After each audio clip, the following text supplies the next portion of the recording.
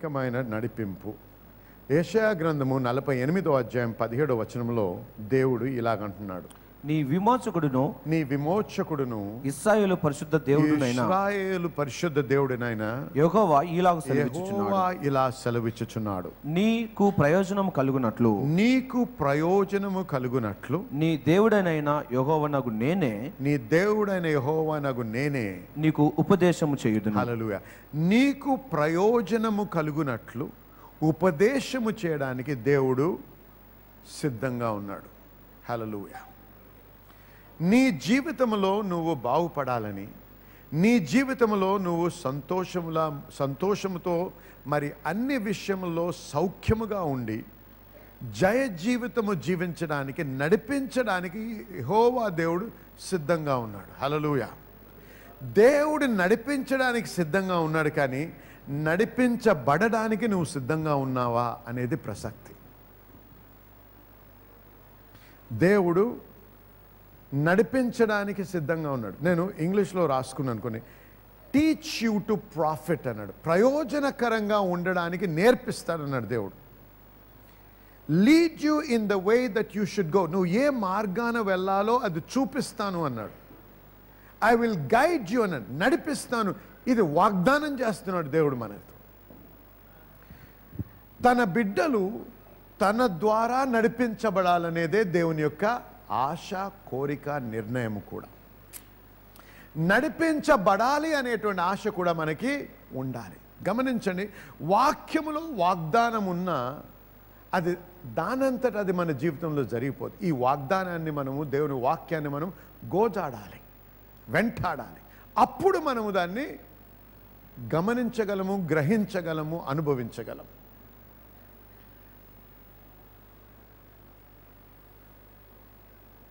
ఈ నడిపింపు అనేది ఆత్మ సంబంధమైంది.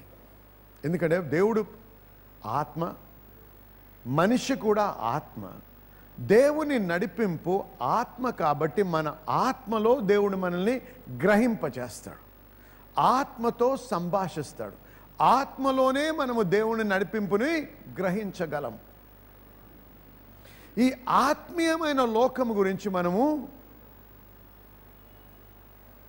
మెలకువగా ఉండాలి. గమనించి చూసినట్టయితే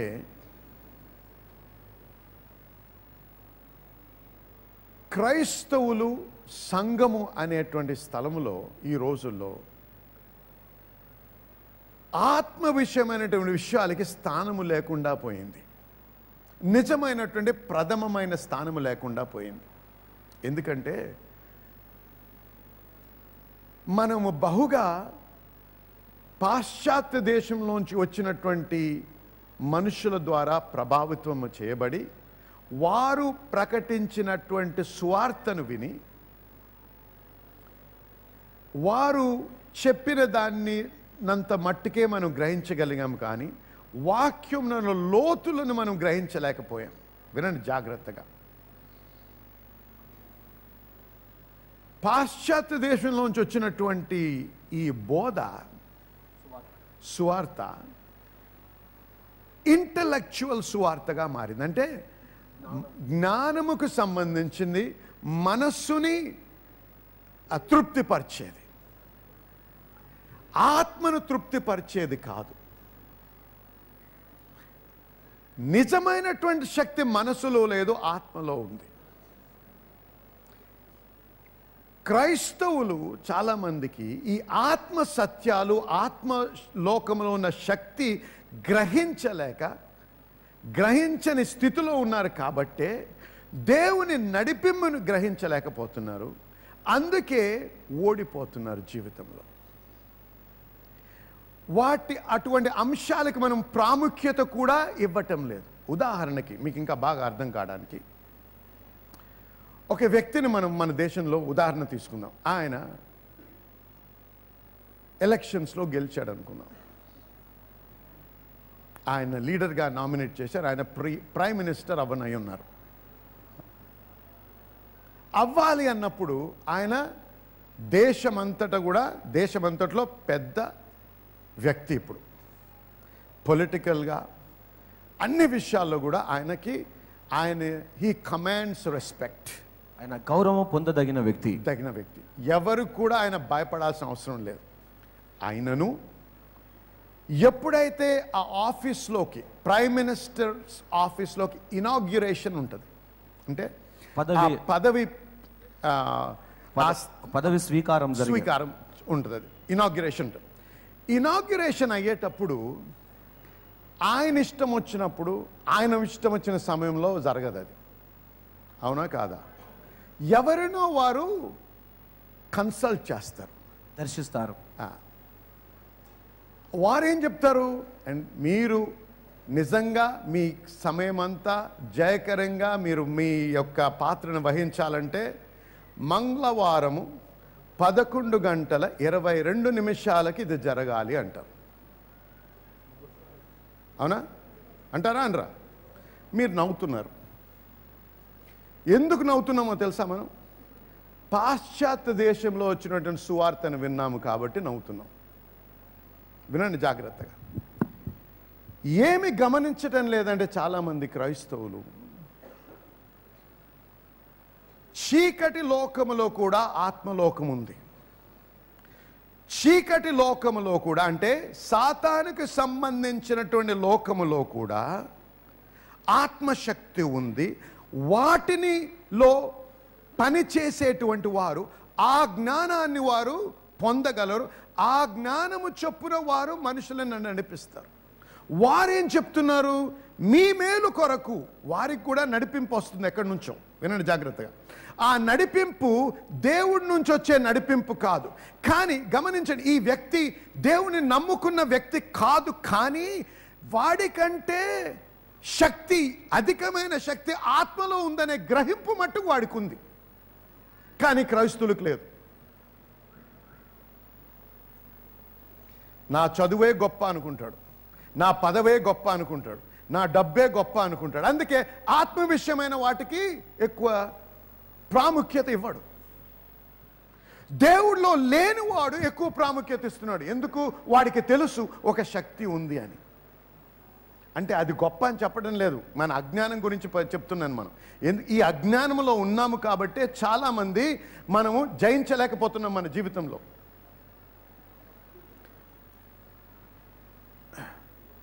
ఏం చేస్తున్నారు? వీరికి ఆ వ్యక్తి అంత గొప్పోడు, అంత పదవి ఉంది, అంత పేరుంది, ప్రఖ్యాతి ఉంది, ధనం ఉంది, గౌరవం ఉంది, అన్నీ ఉన్నా కూడా నాకంటే శక్తి కలిగినటువంటి లోకం ఉంది, దానికి లోబడకపోతే నా ఉన్నన్ని నేను కోల్పోవచ్చు అనే భయము వాడికి ఉంది. అందుకే ఆ వ్యక్తి ఏమంటాడు? నువ్వు చెప్పు నాయన అంటే, ఆ చీకటి లోకములో ఉన్నటువంటి శక్తి ఉంది అని గ్రహించి దానికి లోబడి వాటితో సంబంధం ఉన్న వ్యక్తికి లోబడ్డానికి సిద్ధంగా ఉంటాడు. అంత గొప్ప వ్యక్తి పేరు లేనటువంటి వాడి దగ్గర మోకాళ్ళుండి సాష్టాంగపడ్డానికి కూడా సిద్ధపడతారు. అవునా కాదా చెప్పండి? ఎందుకో తెలుసా? వారు గమనిస్తున్నారు, వారు నమ్మినటువంటి శక్తులకి శక్తి ఉంది, వారికి నమ్మినటువంటి ఆ దేవుళ్ళో లేకపోతే సాతాను శక్తులకో వాటితో సంభాషించి సంబంధం ఉన్నటువంటి వారి ప్రవక్తలు ఉన్నారు. వారి ద్వారా నడిపించబడితే నేను ఓడిపోను, జయిస్తాను అనే నమ్మకం ఉంది. అందుకే వారు వచ్చి, ఇదిగో ఈ ఆఫీస్లో నీ ఇనాగ్రేషన్ అయిపోయింది, ఇప్పుడు ఏం చేయాలి? కొత్తగా ఆఫీస్లోకి వెళ్ళాలి. ఆఫీస్ని అంతా డెకరేట్ చేశారు, అన్నీ పెట్టారు, పూలన్నీ పెట్టారు. ఇదిగో ఈ 3 ద్వారాలు ఉన్నాయి. ఈ ద్వారం కాదు, ఈ ద్వారంలోంచి నీ కుడికాలు ముందు పెట్టు. వింటున్నారు కదా?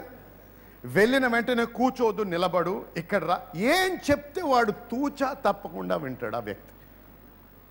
అవునా కాదా? కానీ ఆ వ్యక్తి పేరు ఎవరికైనా తెలుసా? తెలియదు. ఈ వ్యక్తి పేరు తెలుసు, కానీ ఈయన లోబడ్డానికి సిద్ధంగా ఉన్నాడు. ఎందుకంటే వాడికి జ్ఞానం ఉంది. ఏం జ్ఞానం అంటే, నాకంటే శక్తి కలిగ లోకం ఉంది.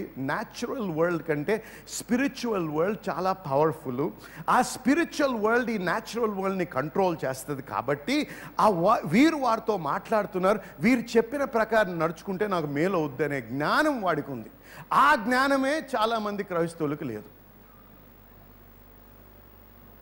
వారి దగ్గరికి వెళ్ళాలని నేను బోధించిన, ఆగండి, ఏం చెప్పాను వినండి. ఇప్పుడు ఏమి గమనించాలంటే మనము, దేవుడు మనతో అంటున్నాడు, మీ ప్రయోజనము కొరకు నడిపించడానికి నేను సిద్ధంగా ఉన్నాను. కానీ వినే స్థితిలో లేరు. ఎందుకు లేరు తెలుసా?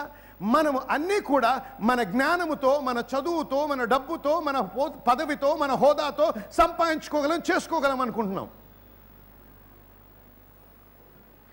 దేవుడు ఆత్మలోకము, దేవుడు ఏలేటువంటి ఆత్మలోకము ఈ చీకటిలో ఉన్న ఆత్మలోకం కంటే బలమైనటువంటి లోకమని మనం మర్చిపోయాం. దేవుడు నిన్ను నన్ను నడిపిస్తే ఏ సాతాను శక్తి, ఏ చీకటి శక్తి కూడా మనల్ని ఆపలేదు. హల్లెలూయా. కానీ నువ్వు నడిపించబడ్డానికి సిద్ధంగా ఉన్నావా అనేదే ప్రసక్తి. గోజాడి వెతకడానికి సిద్ధంగా ఉన్నావా లేదా అనేదే ప్రసక్తి. ఈ రోజుల్లో ప్రవక్తల్ని, క్రైస్తవులైన వారు ప్రవక్త, దేవుడు ఏర్పరిచినటువంటి దైవజనుల్ని గౌరవించడమే మర్చిపోయారు. ఏం చేస్తున్నాం మనం? ఎవరికి ఎక్కువ డిగ్రీ ఉంటో వాడిని పాస్టర్ అంటాం. ఏం చేసాం? ఇంటలెక్చువలిజంని స్పిరిచువాలిటీ కంటే పై ఎత్తులో పెడుతున్నాం. ఈయన ఏం చేస్తాడు? పుస్తకం పట్టుకొని చదువుకొని నీకు నాకు ఉన్నటువంటి జ్ఞానంతో బోధిస్తాడు. అందుకే బిజినెస్ మ్యాన్ వచ్చి కూర్చొని వీడికేం తెలుసు, నేను వాడికంటే మంచి పాస్టర్ అవ్వగలను అనుకుంటాడు. పిలుపుతో సంబంధమే లేదు, ఆత్మలోకముతో సంబంధమే లేదు. అందుకే ఓడిపోయిన స్థితి, అందుకే ఎదుగుదల లేదు, అందుకే జయము లేదు. వచ్చినప్పుడల్లా స్పీచ్ ఇచ్చినట్టు మోటివేషనల్ స్పీకర్ లాగా మోటివేషన్ ఇచ్చి పంపిస్తారు, స్పీచ్ ఇస్తారు. ఈ స్పీచ్లు మోటివేషన్ల ద్వారా ఎవడు జయించడు. నీకేం కావాలి? ఆత్మలోకంలోంచి, దేవుని ఆత్మలోకంలోంచి నీకు కావాల్సింది దేవుని యొక్క సువార్త, దేవుని యొక్క జ్ఞానము, దేవుని యొక్క నడిపింపు.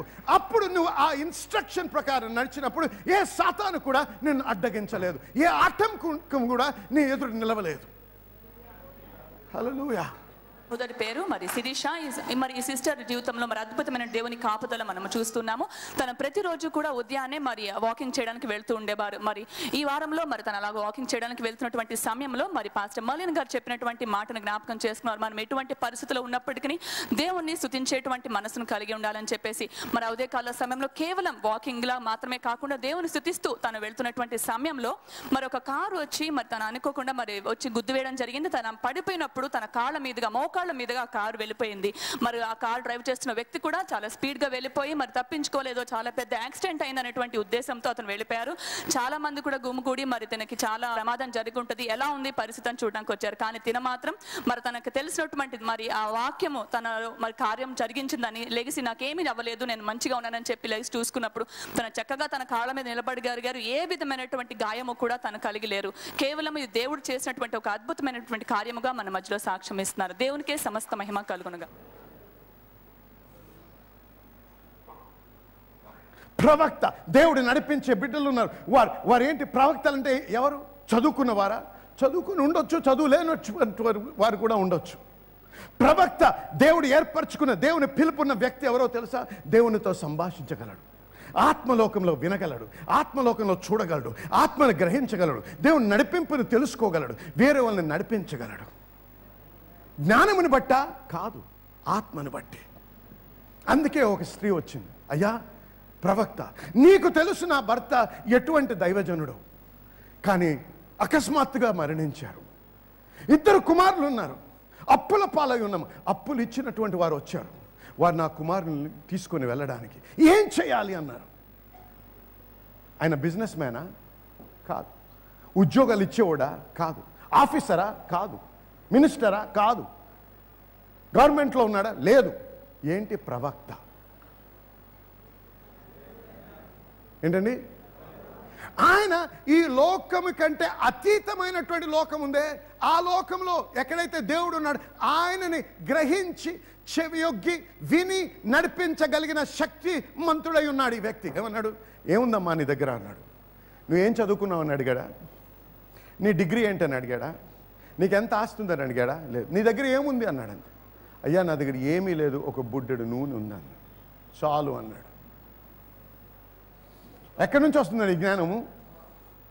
నేను నిన్ను ప్రయోజనముగా ఉండడానికి, నడిపించడానికి సిద్ధంగా ఉన్నాను అన్నాడు దేవుడు. అయ్యా నాకు డబ్బు కావాలంటే నీకు నూనె అడుగుతున్నావు ఏంటి అన్నదా? లేదు. గ్రహించింది. దేవుని భక్తులు ఎవరినైతే నువ్వు నమ్ముతున్నావో, అందుకే ప్రతి ఒక్కరికి ఒక ప్రవక్త ఉండడం చాలా అవసరం. ఆ వ్యక్తి ప్రవక్త అంటే మీరు ప్రార్థన మానేస్తే ఆయన మీ కొరకు ప్రార్థన చేయడానికి కాదు, మిమ్మల్ని నడిపించి ఇది పద్ధతి, ఈ విధంగా నడిస్తే దేవుడు మీతో మాట్లాడతాడు, ఈ విధంగా నడిస్తే మీరు దేవునికి విరుద్ధంగా ఉంటారు, నడిపించి చెప్పే వ్యక్తులు మనకు అవసరం. ఎంత చదువుకున్నాడో కాదు, దేవుని నుంచి వినగలడా? ఆయన బోధిస్తే ఆ వాక్యము నా జీవితాన్ని మారుస్తుందా? నేను జీవించే జీవితాన్ని సవాలు చేస్తున్నాడా? ఆ వాక్యంలో ఉన్న సత్యాన్ని గ్రహింపజేస్తున్నాడా? నడిపించడానికి నేను ఏ మార్గంలో నడవాలో అది చూపిస్తున్నాడా? మనిషి ముఖాన్ని బట్టి లేకపోతే ఉన్నటువంటి పొలిటికల్ రిజీమ్ని బట్టి వాక్యం బోధిస్తున్నాడా? దేవుని భక్తితో వాక్యాన్ని బోధిస్తున్నాడా? సత్యాన్ని బోధిస్తున్నాడా? తన సౌఖ్యము కొరకు బోధిస్తున్నాడా? గమనించండి.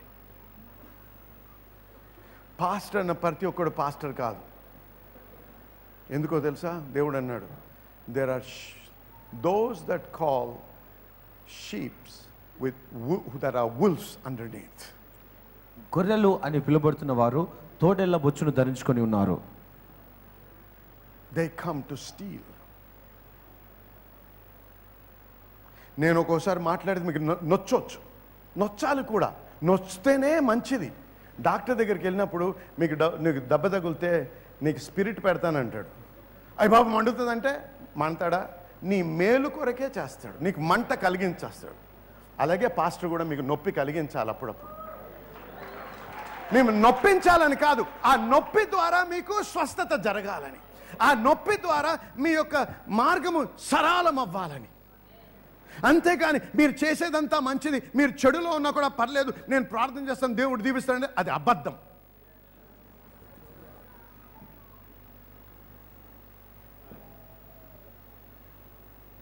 దేవుని ప్రవక్త చూడండి, మనం ఈరోజు దేవుడు తన వాక్యంలో ఏమన్నాడు? తన బిడ్డలు తన ఆత్మ చేత నడిపించబడదరు అని ఉంది. రోమీలకు రాసిన పత్రిక 8వ అధ్యాయంలో తన బిడ్డలు తన ఆత్మ చేత నడిపించబడతారు. మనం ఈరోజు ఒక ప్రవక్త కొరకు ఆయన చెప్పేది ఏంటి అని కాచుకొని చూడక్కర్లేదు, దేవుడు నడిపిస్తాడు. కానీ అయినను దేవుడు ప్రవక్తలను ఉంచాడు. ఎందుకో తెలుసా? మిమ్మల్ని సరి అయిన మార్గంలో పెట్టడానికి. మీరు ఏదైతే ఇది దేవుడు అని నమ్ముతున్నారో అది సరో కాదో కూడా తెలియపరచడానికి, దాన్ని కన్ఫర్మ్ చేయడానికి దేవుడు ప్రవక్తలను ఉంచాడు. మీకు బోధించడానికి, మీకు వాక్య జ్ఞానం ఇవ్వడానికి, మీకు వాక్యంలో మిమ్మల్ని బలపరచడానికి, వాక్యంలో మిమ్మల్ని స్థిరపరచడానికి, వాక్య మార్గంలో దేవుని మార్గంలో నడిపించడానికి దేవుడు తన ప్రవక్తలను ఉంచాడు. హల్లెలూయా, హల్లెలూయా. చూసారా? సిరియా రాజు ఏమన్నాడు? మనలోనే ఒకడు ట్రైటర్ ఉన్నాడు అన్నాడు. ట్రైటర్ అంటే మోసగించేవాడు. మనం ఏమైతే మనం ప్లాన్ చేస్తున్నామో మనం అది ఉచ్చారణలో అది చేయకముందే ఇశ్రాయేల్ రాజుకి వెళ్ళి చెప్పేస్తున్నానంటే, అయ్యా మనలో ఎవడు ద్రోహి లేడయ్యా, కానీ ఇశ్రాయేలులో ఒక ప్రవక్త ఉన్నాడు. హల్లెలూయా. ఆయన సాతానుకి చీకటి లోకంలో ఉన్నటువంటి ఆ సాతాను సంబంధించిన ఆత్మలోకం కాదు, దేవునికి సంబంధించిన ఆత్మలోకంతో సన్నిహిత సంబంధం కలిగిన వ్యక్తి. ఆ వ్యక్తి మనం కూర్చొని ఆఫీస్లో మాట్లాడుకుంది కాదయ్యా, మీరు రహస్యంగా మీ పడక గదిలో మాట్లాడేది వింటాడు ఆయన అన్నాడు. హల్లెలూయా, ఆమేన్. మన దేవుడు మామూలు దేవుడు కాదు, మహాశక్తిమంతుడు. గొప్ప ఆత్మశక్తి మనకు అనుగ్రహించి మంచి మార్గంలో నడిపించడానికి, ప్రయోజనకరమగుటకు, జయించుటకు దేవుడు నడిపించడానికి సిద్ధంగా ఉన్నాడు. కానీ నడిపించబడ్డానికి నువ్వు సిద్ధంగా ఉన్నావా? గమనించండి, దేవుడు మనము ఆయన తప్ప మరి ఎవరి ద్వారా నడిపించబడ్డము సహించలేడు. ముఖ్యముగా సాతానుకు సంబంధించినటువంటి ఈ యొక్క భూత వైద్యాలు, వీటి ద్వారా మనం నడిపించడం దేవుడు అస్సలు సహించలేడు. వాక్యంను ఒకసారి గమనిద్దాం. ఎందుకంటే ఈరోజు మీరు గమనించాల్సింది ఏంటంటే, తెలుసో తెలియకో అనేక మంది మనలో రకరకాలుగా దేవునికి అసహ్యమైంది, దేవునికి విరుద్ధమైనటువంటి ఆచారాల్లో మనము ఒకప్పుడో ఇప్పుడో నిమగ్నమై ఉండి దానిని బట్టి దేవుని ఉగ్రతను మనము తెలియకుండానే అనుభవిస్తున్నాం. అందుకే ప్రార్థనకు జవాబు ఉండటం లేదు, అందుకే ఓటమి. ఏం చేసినా నిరాశ, మరి ఆయాసము తప్ప నిజమైన సంతోషము, సమాధానము లేదు. ఎందుకు?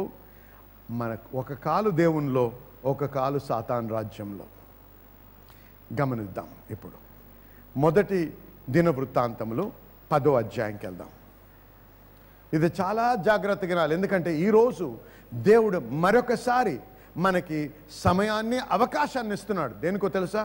పశ్చాత్తాపపడి తిరిగి ఆయన దగ్గరికి రావడానికి. హల్లెలూయా. మొదటి దినవృత్తాంతంలో 10వ అధ్యాయం 13వ వచనం 14వ వచనం మెల్లిగా చదువుదాం. ఈ ప్రకారము యెహోవా ఆజ్ఞ గైకొనక ఆయన దృష్టి ఎదుట ద్రోహము చేసెను. గమనించండి, ఇక్కడ ఏంటంటే ఏమంటున్నాడు దేవుడు? ఇక్కడ ద్రోహము చేశాడు. ద్రోహము అనే మాట జాగ్రత్త గమనించండి. యెహోవా యొద్ద విచారణ చేయక కర్ణ పిశాచముల దగ్గర విచారణ చేయుడానికి వెతికినందుకును సౌలు హతమాయను. అది చూసారా? గమనించండి, అనేక సంవత్సరాల ముందే సౌలు ఎప్పుడైతే దేవుని యొక్క వాక్యానికి విరుద్ధంగా ప్రవర్తించాడో ఆ రోజే సమూయేలు ద్వారా దేవుడు ఏమన్నాడు? ఈ రాజ్యాన్ని నేను నీ దగ్గర నుంచి తీసేసుకుంటున్నాను అన్నాడు దేవుడు. అన్న తర్వాత దావీదుని అభిషేకించి మరి ఇశ్రాయేలు రాజుగా అభిషేకించబడ్డాడు. ఆయనను అనేక సంవత్సరాలు సౌలు ఇంకా రాజుగానే ఉన్నాడు. అవునా కదండి? మరి ఇన్ని సంవత్సరాలు కూడా దావీదును వెంటాడుతున్నాడు ఆయన చంపడానికి. ఆయనను దేవుడు ఆయన ఏమనలేదు. కానీ ఒక ప్రత్యేక పరిస్థితి ఏర్పడ్డది. ఈ పరిస్థితి చాలా కష్టమైనటువంటి పరిస్థితి. దీని నుంచి బయటకు పడడానికి ఆస్కారం లేనటువంటి పరిస్థితి. శత్రువులు వచ్చారు, ఎదిరిస్తున్నారు. మరి ఆయన జయిస్తాడో ఓడిపోతాడో, ఏం చేస్తాడో, ఏం జరుగుతుందో తెలియదు. దేవుణ్ణి గోజాడడానికి ఆయన దేవునికి విరుద్ధుడైపోయాడు. ఇప్పుడు ఏం చేశాడు? కరుణ పిశాచి దగ్గరికి వెళ్ళాడు. అంటే సాతానుకు సంబంధించినటువంటి ఆత్మలోకముతో సంభాషించేటువంటి వారు, భూత వైద్యులు, కరుణ పిశాచులు, ఇలాంటి వాళ్ళందరూ. మరి రకరకాల పేర్లు ఉన్నాయి. వీరందరూ కూడా ఆత్మజ్ఞానం ఉంది. కానీ ఆత్మజ్ఞానం ఎక్కడి నుంచి వస్తుంది? సాతానుకు సంబంధించినటువంటి చీకటి లోకంలోంచి, సాతానుకు సంబంధించిన చీకటి ఆత్మలోకంలోంచి వచ్చేటువంటి వార్త ఇది. అయితే ఎప్పుడైతే సౌలు కర్ణ పిశాచి దగ్గరికి వెళ్ళి ఏం జరుగుతుంది తెలుసుకోవాలనే ఉద్దేశంతో వారి దగ్గరికి వెళ్ళినప్పుడు ఆ క్రియని దేవుడు ఏమన్నాడు తెలుసా? ద్రోహము అన్నాడు. అంటే దేవుని దృష్టిలో తనకు సంబంధించిన బిడ్డలు ఎవరైనా సరే, మాంత్రికుల దగ్గరికి కానీ, భూత వైద్యుల దగ్గరికి వెళ్ళినా, మరి లేకపోతే ఈ ముహూర్తాలకి, అవన్నీ చూద్దాం, ఇవన్నీ వీటికి సంబంధించి మీరు లోబడినట్టయితే అది దేవునికి ద్రోహము చేసిన వారన్నమాట. అందుకేమన్నాడు? ఈ ద్రోహానికి ఫలితముగా సౌలు నేను చంపాను అన్నాడు దేవుడు. దావీదును వెంటాడి చంపాలని ఎన్ని ప్రయత్నాలు చేసినా దేవుడు చంపలేదు సౌలుని. ఎంతకాలము వెంటాడి, ఎంతకాలం అన్ని రకాలుగా సైన్యాన్ని వేసుకుని వెళ్ళాడు. ఎవరిని చంపడానికి? దేవుడు అభిషేకించిన బిడ్డని. ఆయనను దేవుడు ఏం చేయలేదు. కానీ ఏ రోజైతే భూత వైద్యానికి సంబంధించింది, మరి కర్ణ పిశాచికి సంబంధించింది, దయ్యపు ఆత్మలోకానికి సంబంధించిన దానితో సంబంధం ఏర్పరచుకోవడానికి వెళ్ళాడో ఆ రోజు దేవుడు నీవు నాకు ద్రోహము చేశావు అన్నాడు. రక్షించబడినటువంటి మీతో మాట్లాడుతున్నాను నేను. యేసయ్య నా దేవుడని నోటితో ఒప్పుకున్న మీతో మాట్లాడుతున్నాను నేను ఈవేళ. మీరు కానీ ఎటువంటి ప్రయోజనాల్లో కానీ మీరు చేయి ఉంచినట్టయితే, పాల్గొన్నట్టయితే మీరు దేవునికి ద్రోహం చేసిన వారు. ఈ ద్రోహానికి ఫలితము నిన్ను చంపేస్తాను అన్నాడు దేవుడు. చంపేశాడు. అందుకే దేవుడు ఈరోజు నువ్వు ఇంకా బతికున్నా చచ్చిన వానిలాగా ఉండొచ్చు, సంతోషం ఉండదు, సమాధి ఏది చేసినా ఓడిపోతూ ఉంటావు. ఎందుకు? దేవుని దీవెన లేదు, దేవుని ఆశీర్వాదం లేదు నీకు. కాబట్టి ఇది హేయమైంది అన్నాడు దేవుడు, అంటే అసహ్యమైనటువంటి దేవునికి. ఇంకా చూద్దాం, ద్వితీయోపదేశకాండము 18వ అధ్యాయం 9 నుంచి 14 వరకు. ద్వితీయోపదేశకాండము, డ్యూటరానమీ చాప్టర్ 18. మీ విడుదల కొరకు, ఇది మిమ్మల్ని ఖండించడానికి లేకపోతే మిమ్మల్ని బాధ పెట్టడానికి, మిమ్మల్ని నొప్పించడానికి కాదు, మీ విడుదల కొరకు దేవుడిది నా ద్వారా ప్రకటింపజేస్తున్నాడు. ఎందుకో తెలుసా? మీరు చెడ్డోరని చెప్పడానికి కాదు, ఈ చెడ్డ విషయాల్లో మీరు జోక్యం చేసుకున్నట్టయితే దేవుడు మరొకసారి మీకు ఒక అవకాశాన్ని ఇస్తున్నాడు వీటి నుంచి విడుదల పొందడానికి. మీరు హల్లెలూయా. గమనించండి జనులారా, మనము ఈ దేశంలో పుట్టి పెరిగినటువంటి వారం. చాలామంది మొట్టమొదటిసారి దేవుణ్ణి నమ్ముకున్నటువంటి వారు ఉంటారు. అంటే వారు అయితే యేసు ప్రభుని ఎరగనటువంటి మతాల నుంచో, హైందవ మతం అవచ్చు, ఇంకేదో మతం అవచ్చు, బుద్ధిజం అవచ్చు, ఏదని వీటి నుంచి వచ్చినటువంటి వారు. కొద్దిమంది సెకండ్ జనరేషన్ క్రిస్టియన్స్ ఉన్నారు, కొద్దిమంది థర్డ్ జనరేషన్, కొద్దిమంది ఫస్ట్ జనరేషన్, చాలామంది ఫస్ట్ జనరేషన్ వాళ్ళు ఉంటారు. అంటే మొట్టమొదటిగా వారే దేవుణ్ణి నమ్ముకున్నటువంటి వారు. వారు చాలా జాగ్రత్త తీసుకోవాలి. ఎందుకంటే తెలియకుండానే మనము మన పితరులు, మన తల్లిదండ్రులు వీటిలో చెయ్యి చేసుకుని ఉండొచ్చు. ఆచార ప్రకారంగా వారు వాటిలో పాలు పంచుకుని ఉండొచ్చు. దాని ఎఫెక్ట్ ఏదైతుందో అది కొట్టివేయబడాలంటే మనము పశ్చాత్తాపడి దాని నుంచి దూరపడాలి. మరి అనేక మంది మాకు వ్రాస్తున్నారు, తెలియపరుస్తున్నారు ఫోన్ల ద్వారా, ఈ ప్రోగ్రాం వలన ఆశీర్వదించబడుతున్నామని. మాకెంతో సంతోషంగా ఉంది. ఎందుకంటే ఇది మాకు ఉద్దేశం. దేవుని యొక్క వాక్యము బోధిస్తూ, దేవుని వాక్యము తెలియపరుస్తూ అనేకులు ఆశీర్వదించబడాలనేదే నా ఉద్దేశం. మరి ఈ ఆశీర్వదించబడుతున్నటువంటి మీరు హైదరాబాద్కి వచ్చినట్టయినా, లేకపోతే హైదరాబాద్ ప్రాంతంలో మీరు జీవిస్తున్నట్టయితే తప్పకుండా ఒక్కసారి మా యొక్క ఆదివారపు ఆరాధనకైనా లేకపోతే శుక్రవారపు ఆరాధనకైనా రావాలని మరి నేను ప్రత్యేకంగా మిమ్మల్ని ఆహ్వానిస్తున్నాను. దాని ఇన్ఫర్మేషన్ అంతా కూడా మరి టెలివిజన్ మీద మీకు స్క్రీన్ మీద డిస్ప్లే అవుతుంది. దాని నంబర్స్, టెలిఫోన్ నంబర్స్ ఉంటాయి, ఎక్కడ మీటింగ్లు అవుతాయో అవన్నీ కూడా ఇన్ఫర్మేషన్ ఉంది. అయినా మీకు అనుమానం ఉంటే ఒకసారి ఫోన్ చేయండి, వాళ్ళు తెలియపరుస్తారు. అంతేకాదు, మీరు వచ్చినప్పుడు మరి SPM శామ్యుల్ పట్టా మినిస్ట్రీస్ కౌంటర్కో, ఆ టేబుల్కో వెళ్ళినట్టయితే అక్కడ ఉన్నటువంటి స్టాఫ్ మాట్లాడి మీరు నేను మిమ్మల్ని ఆహ్వానించాను కాబట్టి మీరు వచ్చారని తెలియపరిస్తే ఖచ్చితంగా వారు మిమ్మల్ని నా దగ్గరికి తెస్తారు. నేను మీతో కలిసి మీకు ప్రార్థన చేయాలని కూడా ఆశిస్తున్నాను. కాబట్టి తప్పకుండా రావాలని, మమ్మల్ని కలవాలని మరి కోరుతున్నాము, ఆహ్వానిస్తున్నాము. నేను మిమ్మల్ని కలవాలని ఎదురు చూస్తున్నాను. దేవుడు మిమ్మల్ని దీవించునుగా.